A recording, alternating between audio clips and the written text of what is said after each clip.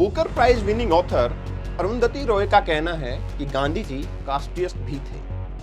B R. Ambedkar ji का कहना था कि गांधी जी दलित का भला नहीं चाहते थे, बस उनका समर्थन चाहते थे। अब बात करते हैं उस टॉपिक की जिसके लिए गांधी जी को सबसे ज्यादा क्रिटिसाइज किया जाता है, उनके सेक्सुअल एक्सपेरिमेंट्स। वो समझते थे अहिंसा परमो धर्म, लेकिन अधर्म से लड़ने के लिए कभी कभी हथियार उठाने पड़ते हैं। यही सीख हमें श्री कृष्ण ने भी दी थी। लोगों के गांधी को नापसंद करने का एक और कारण था नॉन वायलेंस को लेकर उनकी हिपोक्रेसी। अगर इंडिया में हम किसी भी बच्चे से ये पूछें कि हमें आजादी किसने दिलवाई, तो उसका जवाब होगा गांधी जी ने। यह आंसर गलत नहीं है, पर 100% सच और कंप्लीट भी नहीं है। भारत की आजादी बहुत लोगों के संघर्ष और कंट्रीब्यूशन का रिजल्ट है। हेलो दोस्तों, मैं हूं कपिल भारद्वाज और एक बार फिर से आपका स्वागत करता हूं आपके चैनल विजनरी भारत पे। आइए वीडियो शुरू करते हैं। आज हम बात करेंगे गांधी जी से रिलेटेड कुछ अनकन्वेंशनल थॉट्स और टॉपिक्स के बारे में। 2018 में यूनिवर्सिटी ऑफ घाना में स्थित गांधी जी का स्टैचू को हटा दिया गया क्योंकि घाना के लोगों का मानना था कि गांधी जी रेसिस्ट थे। आइए डिस्कस करते हैं कि कितनी सच्चाई है इस बात में। वो इंसिडेंट जब गांधी जी साउथ अफ्रीका गए थे और उन्हें फर्स्ट क्लास की ट्रेन की टिकट होने के बावजूद ट्रेन से उतार दिया गया था, सिर्फ इसलिए क्योंकि वो गोरों के लिए रिजर्व थी। इसके बारे में तो हम सब ने पढ़ा है। इससे गांधी जी को प्रेरणा मिली सिविल डिसोबीडियंस मूवमेंट की। गांधी जी को इस बात से तो दिक्कत थी ही कि उनके साथ भेदभाव किया गया था, मगर उन्हें इस बात से भी प्रॉब्लम थी कि उन्हें साउथ अफ्रीका के ब्लैक से कंपेयर किया गया, जिन्हें उन्होंने खुद काफिर बुलाया था। गांधी जी का मानना था कि ब्रिटिशर्स को ब्लैक अफ्रीकन के मुकाबले इंडियंस को ज्यादा रिस्पेक्ट देनी चाहिए। कॉलोनियल साउथ अफ्रीकन गवर्नमेंट को उन्होंने एक लेटर भी लिखा था कि अंग्रेज लोग और इंडियंस बराबर के हैं क्योंकि हम सब इंडो आर्यंस हैं। जब वो एक बार मुंबई आए तो उन्होंने कहा कि साउथ अफ्रीका के गोरे लोगों ने उनका अपमान किया है, ये कहकर कि वो काले अफ्रीकन के समान हैं। 1903 में गांधी जी ने ये भी लिखा कि गोरे लोग एक महान रेस है और काले लोग गंदे होते हैं और जानवरों की तरह रहते हैं। गांधी जी के बायोग्राफर रामचंद्र गुहा ने कहा, जिसमें गांधी जी की कोई खास गलती नहीं है क्योंकि उस समय के लोगों की ऐसी ही सोच थी। Booker prize winning author Arundhati Roy का कहना है कि गांधी जी कास्टिस्ट भी थे और वो कोट करती हैं 1936 में गांधी द्वारा लिखा गया एक आर्टिकल द आइडियल भंगी, जिसमें उन्होंने साफ तौर पे लिखा था कि भंगी हमारे समाज के लिए बहुत जरूरी है क्योंकि वो समाज को साफ रखता है। बी.आर. अम्बेडकर जी का कहना था कि गांधी जी दलित का भला नहीं चाहते थे, बस उनका समर्थन चाहते थे और वो कास्ट सिस्टम और वर्ण सिस्टम को सपोर्ट करते थे। गांधी जी मानते थे कि कास्ट सिस्टम का हिंदू समाज में एक अहम रोल है और कास्ट सिस्टम को खत्म नहीं किया जाना चाहिए। उन्होंने लिखा था कि कास्ट सिस्टम हिंदू समाज की मजबूती के लिए बहुत जरूरी है और इसकी वजह से हमारे समाज का नेचुरल ऑर्डर बना रहता है। गांधी जी इंटरकास्ट मैरिज को भी सपोर्ट नहीं करते थे। गांधी जी का एक और प्रॉब्लमेटिक थॉट था उनका इंडस्ट्रियलाइजेशन से नफरत करना। वो बिलीव करते थे आत्मनिर्भरता में और खिलाफ थे देशों के एक्सपोर्ट और इंपोर्ट करने के आइडिया से।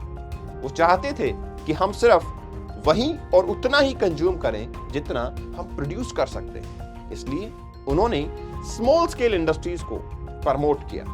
वो ये भी मानते थे कि बिजनेस का ऑब्जेक्टिव प्रॉफिट मेकिंग नहीं बल्कि दूसरों की हेल्प करना होना चाहिए। उनके इस फेमस ट्रस्टीशिप मॉडल के बारे में तो आप सबने सुना ही होगा, जिसके अनुसार कंपनीज को अपना प्रॉफिट एक ट्रस्ट में डालना चाहिए और फिर ट्रस्ट के बोर्ड को वो पैसा समाज के लिए यूज करना चाहिए।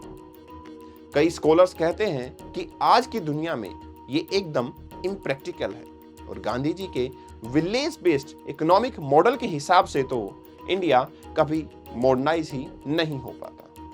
अब बात करते हैं उस टॉपिक की जिसके लिए गांधी जी को सबसे ज्यादा क्रिटिसाइज किया जाता है, उनके सेक्सुअल एक्सपेरिमेंट्स। गांधी जी की ग्रैंड आइसी मनु और आबा हर पल उनके साथ रहती थी और उन दोनों को अक्सर गांधी जी की वॉकिंग स्टिक्स भी कहा जाता था। 1946 में गांधी जी ने एक एक्सपेरिमेंट किया कि वो रात को यंग और नेकेड लड़कियों के साथ सोएंगे। इस एक्सपेरिमेंट में उनकी पर्सनल डॉक्टर सुशीला नायर और आभा और मनु शामिल थे, जो गांधी जी से करीब 60 साल छोटी थी। 1906 में गांधी जी ने ब्रह्मचर्य को अडॉप्ट किया था।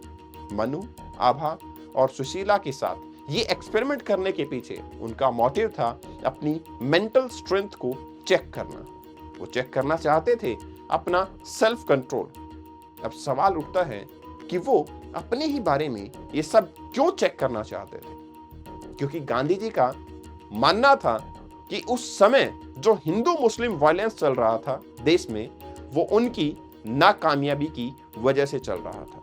तो गांधी जी के दिमाग में ये चल रहा था कि अगर वो अपनी सारी खामियों को सुधार पाएंगे, इंक्लूडिंग सेक्सुअल डिजायर, तो देश में जो वायलेंस चल रहा है वो बंद हो जाएगा। जानता हूं कि आप भी यही सोच रहे होंगे कि ये तो काफी अजीब बात है। साथ ही गांधी जी का मानना था कि सेक्स का ओनली मोटिव बच्चे पैदा करना होता है और सेक्सुअल डिजायर्स आपके दुश्मन होते हैं। पिछले कुछ सालों में देश भर में अलग अलग लोगों द्वारा कहा गया है कि नथुराम गोडसे, जिन्होंने गोली मारकर गांधी जी की हत्या कर दी थी, वो एक देशभक्त थे।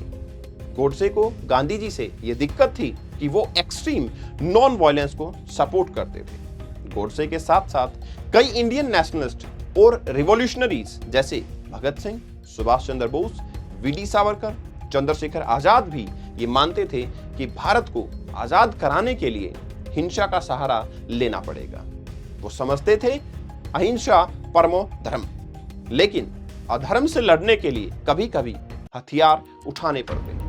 यही सीख हमें श्री कृष्ण ने भी दी थी जब उन्होंने कहा था, यदा यदा ही धर्मस्य ग्लानि भवति भारत अभ्युत्थानम धर्मस्य तदानम सर्वजाम्यहम् परित्राणाय साधूनां विनाशाय च दुष्कृताम धर्म संस्थापना अर्थाय संभवामि युगे युगे। इसलिए श्री राम ने रावण का वध किया, इसलिए मां दुर्गा ने महिषासुर का वध किया और इसीलिए श्री कृष्ण ने कंस का वध किया। कुछ लोगों का यह भी मानना है कि अगर हमारा देश गांधी जी की वजह से आजाद हुआ है तो अंग्रेजों को 1942 में चले जाना चाहिए था, जब गांधी जी ने क्विट इंडिया मूवमेंट का ऐलान किया था। और लोगों का यह भी मानना है कि हमारा देश असलियत में सुभाष चंद्र बोस और इंडियन नेशनल आर्मी की वजह से आजाद हुआ था। क्लेमेंट एटली, जो भारत की आजादी के समय ब्रिटेन के प्राइम मिनिस्टर थे, कहते हैं कि भारत छोड़ के जाने के कई कारण थे। उसमें से एक मेजर रीजन था बोस की एक्टिविटीज की वजह से इंडियन आर्मी और नेवी पर्सोनल्स का रिवोल्ट करना। लोगों के गांधी को नापसंद करने का एक और कारण था नॉन वायलेंस को लेकर उनकी हिपोक्रेसी।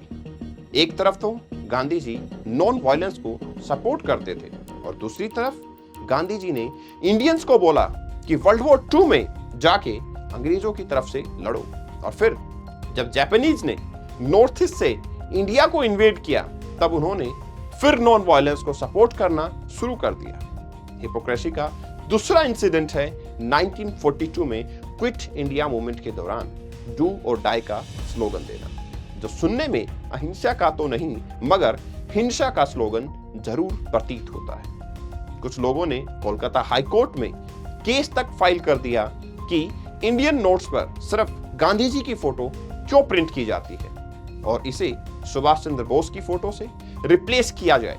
डॉक्टर भीमराव अंबेडकर, भगत सिंह, सुभाष चंद्र बोस जैसे कई नेशनलिस्ट के मेथड्स और विचारधारा गांधी जी से अलग जरूर थी, मगर इनमें से किसी ने भी गांधी जी के कमिटमेंट पर कभी सवाल नहीं उठाया।